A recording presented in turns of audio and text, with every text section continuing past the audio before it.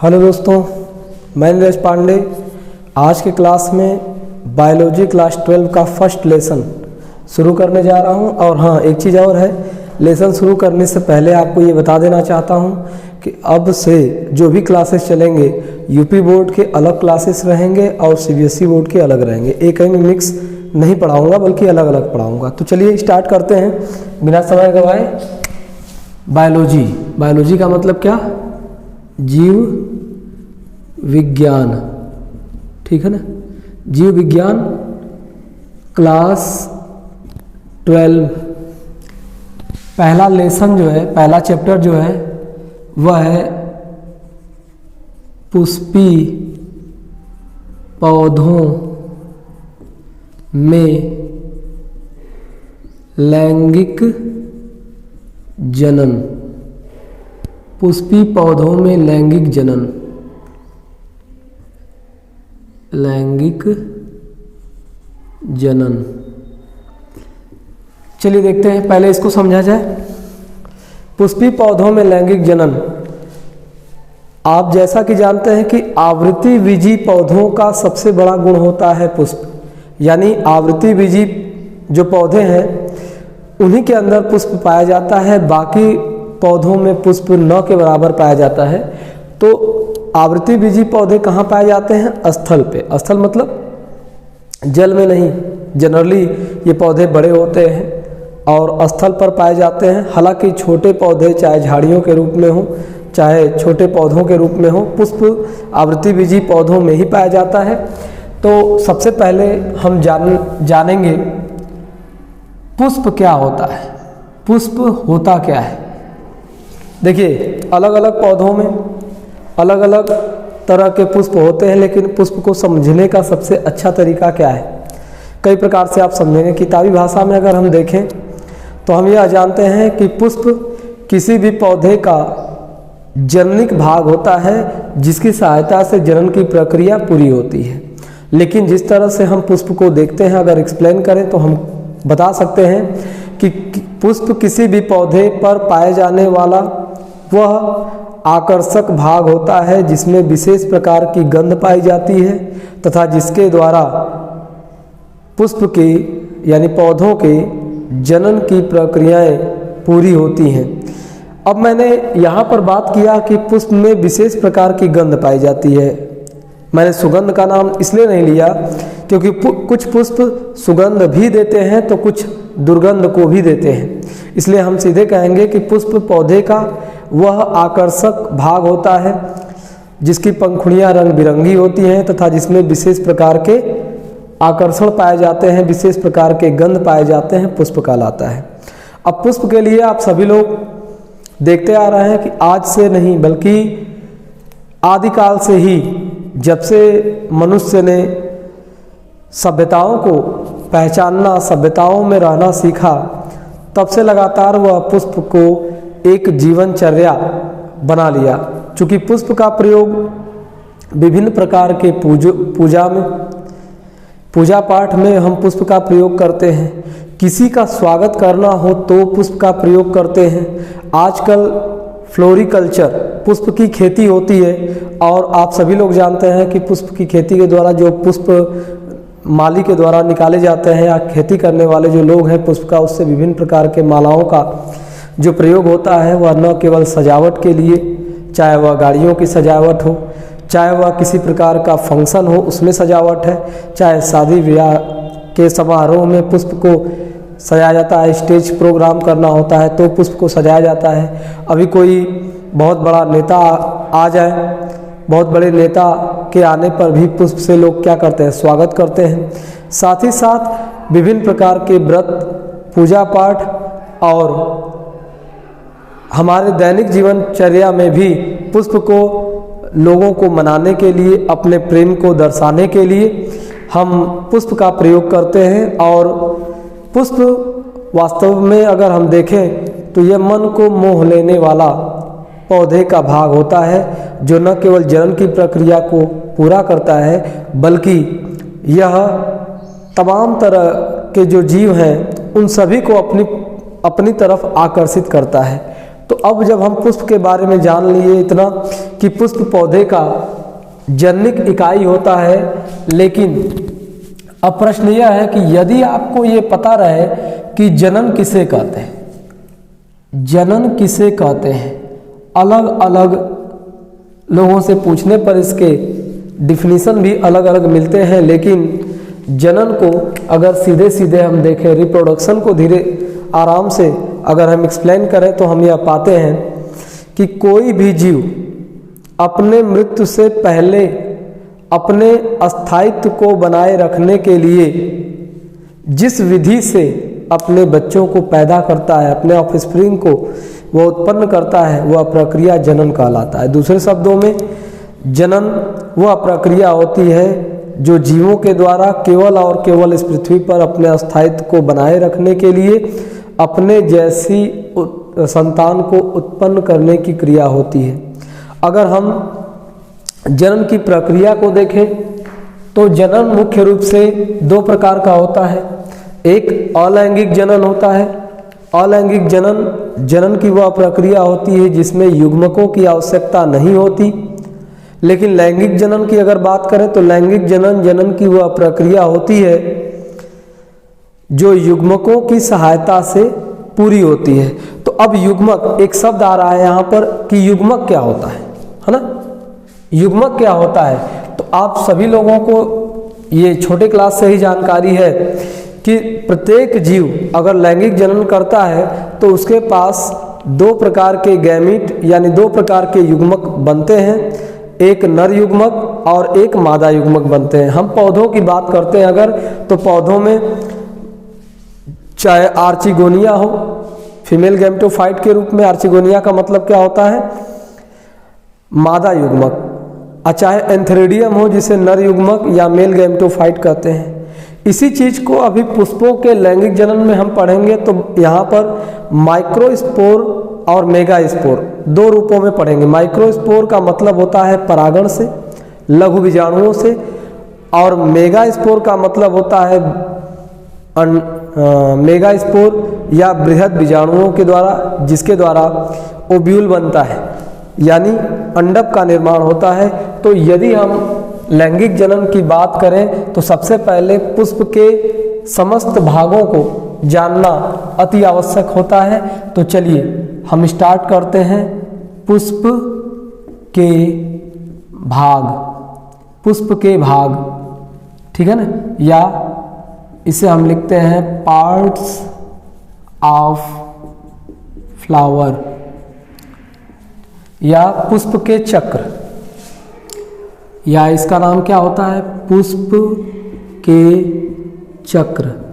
तो अब अगर हम देखें कि पुष्प के कितने चक्र हैं तो मुख्य रूप से जो पुष्प के भाग हैं उनको बांट दिया गया चार भागों में। प्रथम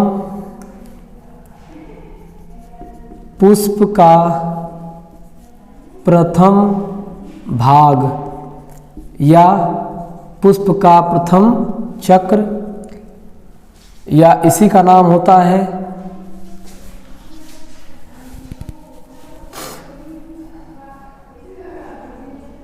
बाह्य दल तथा बाह्य दल पुंज, ठीक है। दूसरा जो होता है वह कहलाता है पुष्प का द्वितीय भाग, पुष्प का द्वितीय भाग या द्वितीय चक्र, या इसका नाम होता है दल तथा दल पुंज। अब ध्यान दीजिएगा इसको, पुष्प का जो दूसरा भाग होता है उसे हम क्या कहते हैं पुष्प का द्वितीय चक्र या दल अथवा दलपुंज। जो तीसरा पार्ट होता है पुष्प का उसका नाम है पुष्प का तृतीय चक्र, तृतीय चक्र या तृतीय भाग, या इसी को हम कहते हैं जायांग, पुमंग, पुमंग, या पुष्प का प्रथम जनन अंग, या इसी को कह सकते हैं पुष्प का नर भाग। और लास्ट में जो चौथा पार्ट है इसको कहते हैं पुष्प का चतुर्थ चक्र या चतुर्थ भाग, या इसी को लिखते हैं जायांग, या इसे हम कहते हैं पुष्प का द्वितीय जनन अंग, या इसी को नाम देते हैं पुष्प का मादा भाग। आज के वीडियो में हम इसी चीज पर चर्चा करेंगे कि पुष्प का द्वितीय जनन अंग क्या है, या पुष्प का मादा भाग क्या है, और पुष्प का प्रथम भाग क्या है, पुष्प का द्वितीय भाग क्या है, पुष्प का तृतीय भाग क्या है। चलिए एक्सप्लेन करते हैं। तो इसको जानने से पहले यहाँ एक फिगर हम बना दे रहे हैं जिससे हम बहुत आसानी से समझ पाएंगे कि पुष्प के सभी भागों को कैसे इंडिकेट किया गया है।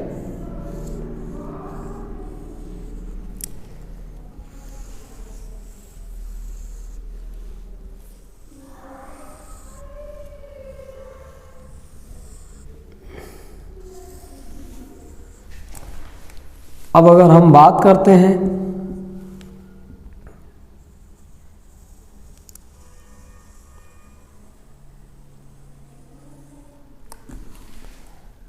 इन चारों भागों की, ध्यान से समझने का प्रयास करिएगा। अंतर बहुत ही इनमें थोड़ा है, अगर आप समझ लेंगे तो कभी भूलेंगे नहीं, लेकिन अगर इस चीज़ को आप समझ नहीं पाए तो फिर आप पढ़ते रहिए, बहुत आसानी से लोग समझ नहीं पाते हैं। चलिए, यह हो गया पुष्प का भाग। और पुष्प का जो प्रथम भाग होता है, ध्यान दीजिएगा, पुष्प का जो प्रथम भाग होता है, इस भाग को हम किसी एक पार्ट को, यहाँ से यहाँ तक जो पार्ट बना हुआ है, किसी एक भाग को जो कि हरे रंग का होता है, किसी किसी पुष्पों में यह रंग बिरंगा भी हो सकता है ना, लेकिन सामान्य रूप से अधिकतर यह हरा होता है, जिसको हम कहते हैं बाह्य दल। क्या कहते हैं? पुष्प के प्रथम भाग को क्या कहते हैं? बाह्य दल। और आपको बता दें कि बाह्य दलों का जो समूह होता है, बाह्य दलों का जो समूह होता है, यानी इन सब को अगर एक साथ मिलाकर हम देखें तो इसको नाम दिया जाता है बाह्य दल पुंज। बाह्य दल पुंज। अब पुष्प का जो दूसरा भाग है, जो कि रंग बिरंगी पंखुड़ियों के रूप में दिखाई देता है, इसको हम कहते हैं दल। क्या कहते हैं? दल। और इन सब के अगर समूहों की बात करें, यानी दलों का जो समूह है, उसे हम कहेंगे दल पुंज। क्या नाम देते हैं? दल पुंज। अब देखिए, यहां से यहां तक, यहां से यहां तक जो पुष्प का प्रथम नर जनन अंग होता है, जिसकी संख्या 1 से अधिक है, यहाँ पर 2 से अधिक है, यानी बहुत ही ज़्यादा है, जिसको हम कहते हैं पुमंग। क्या कहते हैं? पुमंग। वास्तव में पुमंग की जो इकाई होती है वह एक होती है। जैसे इसको अगर हम देखें तो इसे हम नाम देते हैं पुंकेसर, यानी पुमंग की इकाई को क्या कहते हैं? पुंकेसर कहते हैं। और इस पुंकेसर को अगर हम निकाल कर देखें तो वास्तव में किसी भी पुष्प का जो पुंकेसर होता है वह यह पराग कोश, और यह होता है पुतंतु, और यह होता है योजी। इन तीनों भागों को मिला करके पुष्प का प्रथम नर जनन अंग बनता है जिसको हम कहते हैं पुंकेसर। इंग्लिश में इसे स्टेमेन भी कहते हैं, ध्यान दीजिएगा, इंग्लिश में क्या कहते हैं? स्टेमेन। स्टेमेन आजकल बुकों में इंग्लिश ही ज़्यादा आ रहा है, हिंदी कम आता है। अपुमंग को एंड्रोसियम कहते हैं, एंड्रोइसियम, एंड्रोसियम पढ़ते हैं। और देखिए यह जो भाग है इसको गायनेसियम कहते हैं, गायनेसियम। गायनेसियम का मतलब होता है जायांग। क्या होता है? जायांग। तो जायांग की जो इकाई है, यानी इस पूरे भाग से किसी एक पार्ट को अगर हम उठाकर देखें तो इसको नाम दिया जाएगा पिस्टिल। क्या नाम दिया जाता है? पिस्टिल। अच्छा, पिस्टिल जो बनी होती है वास्तव में, देखिए ध्यान से, जो पिस्टिल बनी होती है वह पुष्प के 3 भागों से, जो मेल के बाद फीमेल गैमीट बनता जो है, जिसको पिस्टिल हम नाम देते हैं, यह स्टिग्मा कहलाता है, यह स्टाइल कहलाता है। और यहाँ पर ओवरी पाई जाती है जिसके अंदर ओव्यूल पाए जाते हैं, जिसको हम कहते हैं ओवरी। तो स्टिग्मा, स्टाइल और ओवरी अगर तीनों को एक साथ मिलाया जाए तो इसका नाम क्या कहलाता है? पिस्टिल कहलाता है। ठीक है ना। अब देखिए स्टिग्मा का मतलब होता है वर्तिकाग्र, स्टाइल का मतलब होता है वर्तिका, और ओवरी का मतलब होता है अंडाशय। ठीक है। अगर हम बात करते हैं बाह्यदल, तो बाह्यदल को हम कहते हैं कैलिक्स, नहीं सेपल कहते हैं। बाह्यदल को क्या नाम देते हैं? सेपल। दल को नाम दिया जाता है पेटल। ठीक है ना। और बाह्यदल जो है, बाह्यदल पुंज जो है, यानी बाह्यदलों का जो समूह है, उसको नाम दिया जाता है कैलिक्स, और इसे कहते हैं कोरोला। तो कैलिक्स, करोला यानी सेपल और पेटल। लेकिन ध्यान रहे पुष्प के निचले भाग पर जहाँ इसका बाह्यदल पुंज है, यहाँ एक और संरचना पत्ती की जैसी पतली पतली निकली होती है, जिसको हम टेपल नाम देते हैं।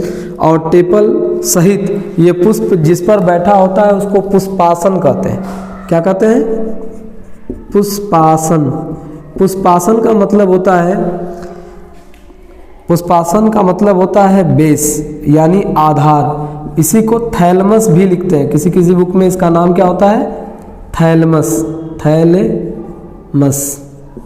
तो अब हम इन सारी चीज़ों के बारे में एक्सप्लेन करेंगे, चूँकि इस पूरे चैप्टर में जो सबसे महत्वपूर्ण टॉपिक है वह देखिए पुष्प के भाग यानी पार्ट ऑफ फ्लावर क्या है।